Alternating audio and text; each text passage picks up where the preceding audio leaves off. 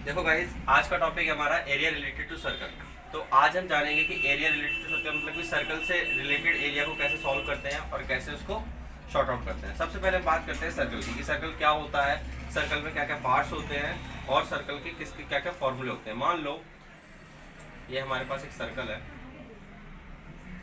ये हमारे पास क्या है, एक सर्कल है। देखो बेटा, सर्कल के अंदर एक होता है सेंटर, क्या होता है, सेंटर। एक होता है सरकमफ्रेंस, क्या होता है, सरकमफ्रेंस।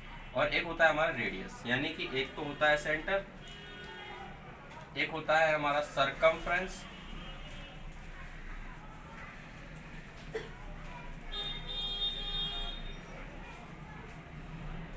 और एक होता है हमारा रेडियस। एक क्या होता है, रेडियस। अब देखो, और बेटा इसको बोलते हैं, इस पूरे को इसको बोलते हैं डायमीटर।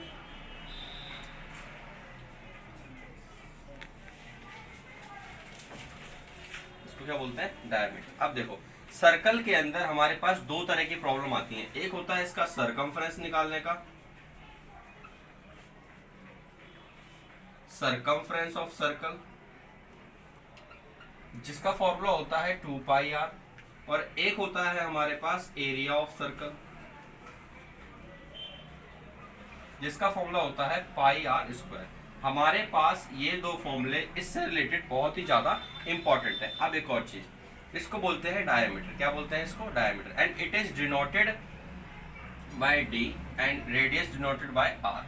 ठीक है, मान लो एग्जांपल लेता हूं मैं कि मेरे पास डायमीटर दे रखा है, डायमीटर दे रखा है 4 सेंटीमीटर। कितना दे रखा है, 4 सेंटीमीटर। अब मैंने बोला कि इसकी रेडियस फाइंड करो, रेडियस फाइंड करो। रेडियस इज ऑलवेज डायमीटर का आधा होता है। रेडियस क्या होता है, डायमीटर का हाफ होता है।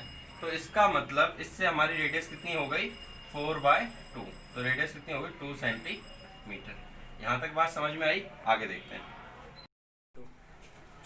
चलो, ये हो गया मेरा एरिया ऑफ सेमी सर्कल। अब मैंने बोला सरकमफ्रेंस ऑफ सेमी सर्कल निकालो। अगर सरकमफ्रेंस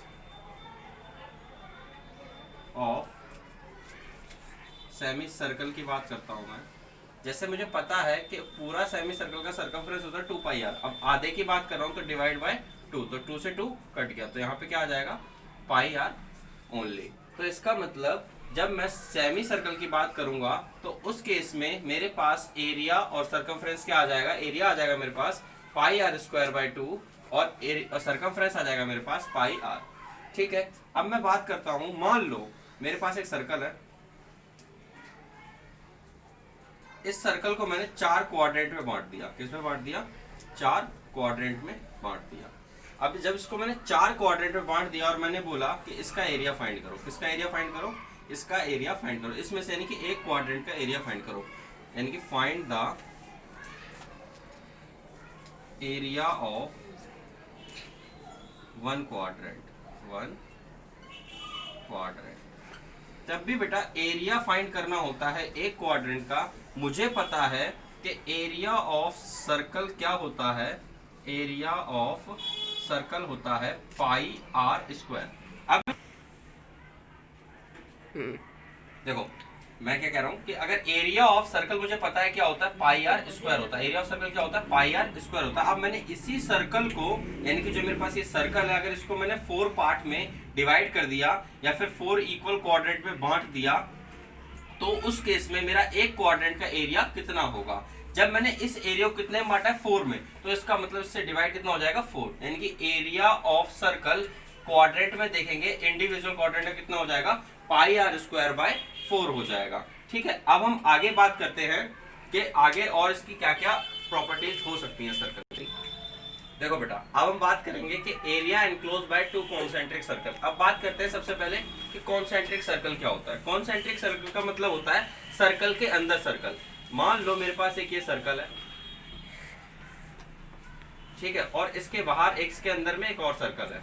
ठीक है, इस सर्कल से इस सेंटर तक का रेडियस मान लिया मैंने आर है, और जो बड़े वाले सेंटर का एरिया है उसका मतलब बड़ा वाला आर है।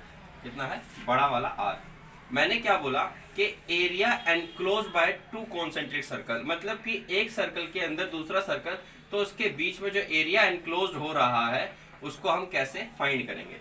अब बेटा कॉमन सेंस लगाना, कि एक तो हमारे पास बड़ा सर्कल है और उसके अंदर एक छोटा सर्कल है। अगर मैं इस बड़े वाले सर्कल में से इस छोटे वाले सर्कल का एरिया माइनस कर दूं तो मेरे पास किसका एरिया बचेगा, इसका एरिया बचेगा। तो वही हम करते हैं, यानी कि एरिया इक्वल टू क्या हो जाएगा, बड़े वाले सर्कल का यानी कि pi r square minus pi r square. ठीक है, अब इन दोनों में से कॉमन क्या है, पाई, तो पाई को कॉमन ले लिया, यहाँ क्या बचा आर स्क्वायर और आर स्क्वायर, यानी कि ये क्या हो गया, एरिया हो गया, किसका हो गया, area of to concentric circle का एरिया हो गया। किसका एरिया हो गया, area of to concentric circle का एरिया हो गया। इतनी बात समझ में आई।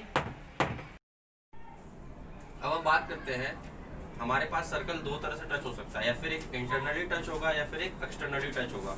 जब इंटरनली टच होता है तो उनके बीच का डिस्टेंस क्या होता है, और जब सर्कल मेरा एक्सटर्नली टच होता है तो उनके बीच का डिस्टेंस क्या होता है। अगर मेरा सर्कल के अंदर कॉन्सेंट्रिक सर्कल के टाइप का दिख रहा है तो मैं बोलूंगा इसको इंटरनली टच है, और इन दोनों का सेंटर क्या रहता है, कॉमन रहता है। तो मतलब जिसका सेंटर क्या रहे, कॉमन रहे, उसको मैं क्या बोलूंगा, इंटरनली टच। तो अगर मैं इसके बीच का डिस्टेंस निकालना चाहूँ तो डिस्टेंस ये क्या हो जाएगा, आर माइनस का आर, आर माइनस का आर, इनका क्या हो जाएगा, डिस्टेंस हो जाएगा।